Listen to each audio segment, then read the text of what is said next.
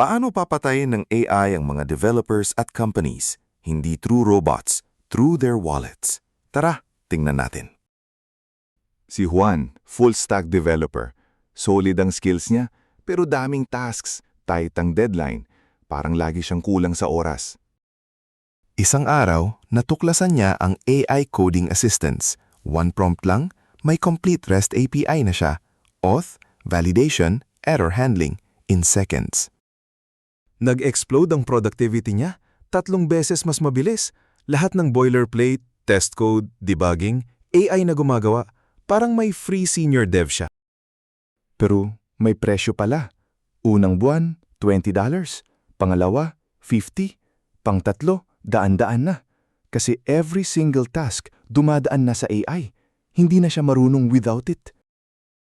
Isang araw, tiningnan niya ang credit card statement. $200 per month na pala ang AI tools niya. Parang subscription trap, pero worse kasi dependent na siya. Ito ang trap. Kapag sanay ka na sa AI para sa lahat, hindi mo na kaya without it. Parang drug dependency, but for code. Tanggalin mo ang AI, bumagal ka ng malala. Pero hindi lang mga individual developers ang apektado, pati ang mga companies. At sa kanila, mas malaki ang problema. Imagine mo 5 developers, lahat gumagamit ng AI daily. Then scale to 20, 50, 100. Bawat isa may sariling subscription at API usage. 5 devs, 1,000 per month. 20 devs, 4,000. 50 devs, 10,000. 100, $20,000 per month. At tumataas pa yan every quarter. Kaya naman, may nag-isip, bakit hindi na lang nating i-host ang AI locally? O Llama, local LLMs, sarili nating server.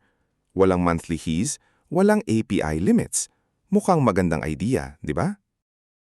Pero eto ang reality. Kailangan mo ng NVIDIA H100, $30,000. High-end RAM, storage, server chassis. Ang initial cost, hindi biro. Parang bumili ka ng sasakyan para lang mag-code. Tapos, electricity. Ang isang AI server, 1,500 watts, buong araw, buong gabi. $500 to $800 per month ang kuryente lang. At yan, walang AC pa, hindi pa kasama ang cooling. Total, year 1 halos $50,000 para sa local setup. Mukha namang mas mura versus cloud na $240,000 per year for 100 devs. Pero maliit na team lang kaya ng isang server. Kailangan mo ng maraming units. Pareho pala mahal. Yan ang trap. Cloud AI, walang katapusang monthly bill na tumataas. Local AI, malaking upfront cost plus ongoing electricity at maintenance. Walang cheap escape, pareho mahal. At eto pa ang mas nakakatakot. Habang dumadami ang AI usage mo, nababawasan ang actual coding skills mo. Muscle memory, problem solving, architecture thinking, nawawala lahat kapag AI na lagi ang gumagawa. So ano ang future? Hindi naman pwedeng i-ignore ang AI. Competitive advantage ito. Pero kailangan mo rin ng sariling foundation. Use AI as a tool, hindi as a crutch. Balance ang susi.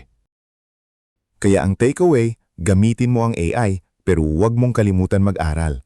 Budget mo ang AI costs tulad ng ibang utility. At huwag mong hayaang mawala ang edge mo as a developer. Yan ang paraan para ma-survive. Salamat sa panunood! Kung na-enjoy mo, mag-like at follow. YouTube at Facebook, hanapin nyo si Pinoy Free Coder. Comment nyo kung ano ang next topic na gusto nyo.